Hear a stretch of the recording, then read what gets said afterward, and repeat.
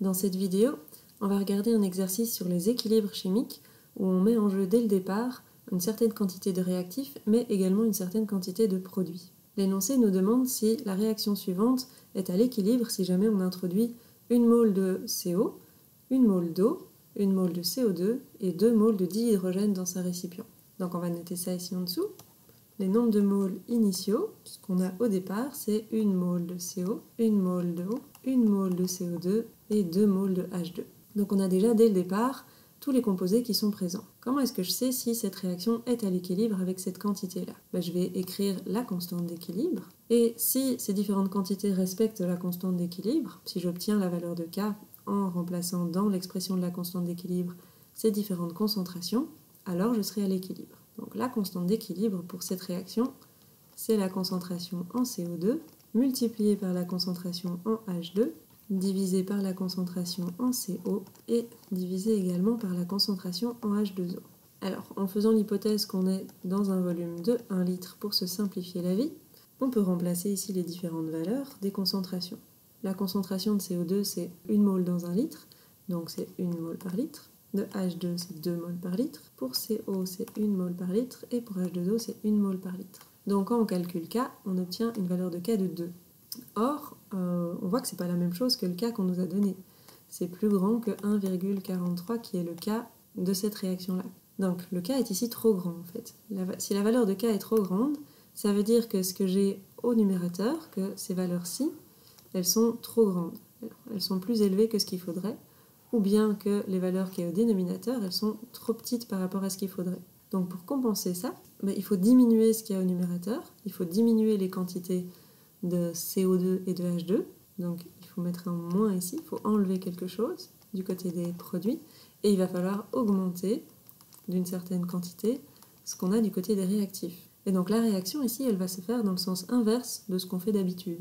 Il y a trop de produits, et donc la réaction va se faire dans ce sens-là, aller de la droite vers la gauche. Donc on va regarder la deuxième partie de l'exercice où on nous demande si c'est pas à l'équilibre, et ici on n'est pas à l'équilibre, quelles seront les concentrations une fois que l'équilibre sera établi. Donc je vais compléter le tableau d'avancement en mettant une ligne pour mon nombre de moles à l'équilibre. Pour le CO, je démarre avec 1 mole et il faut que j'en rajoute. Donc ici, le CO il va augmenter, je vais augmenter la quantité en CO. C'est pareil pour H2O, je commence avec 1 mole et j'ai besoin de mettre plus d'eau pour atteindre l'équilibre.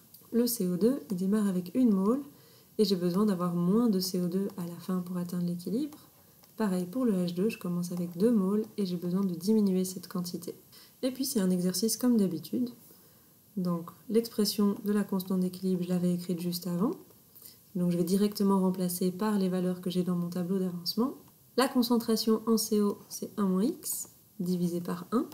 Donc c'est bon comme ça. La concentration en H2, c'est 2-x. La concentration en CO, c'est 1 plus x. Et la concentration en H2O, c'est aussi 1 plus x. Et tout ça, on sait que ça vaut 1,43.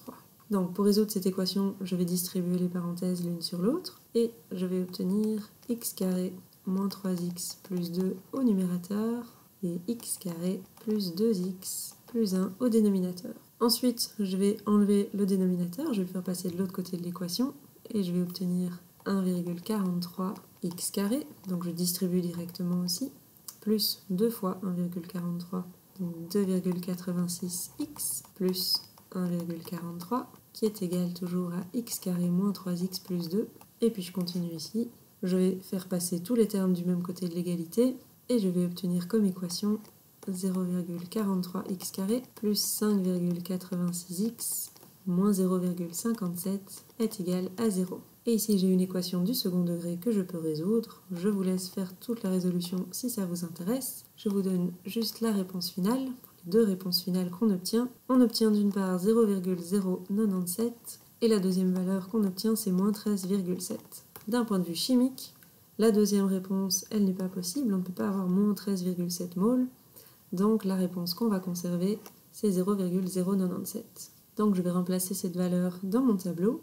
1 plus x, ça me fera 1,097.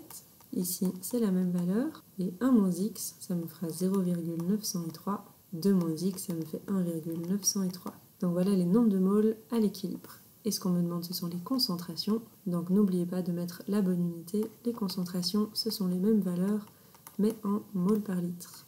On peut vérifier en recalculant la constante d'équilibre et en voyant si on obtient bien la même chose. Donc, la constante d'équilibre, ça doit être 0,903 fois 1,903 divisé par 1,097 au carré. Et quand on fait ce calcul, on obtient, donc j'obtiens 1,428, ce qui est bien égal à 1,43 à quelques approximations près.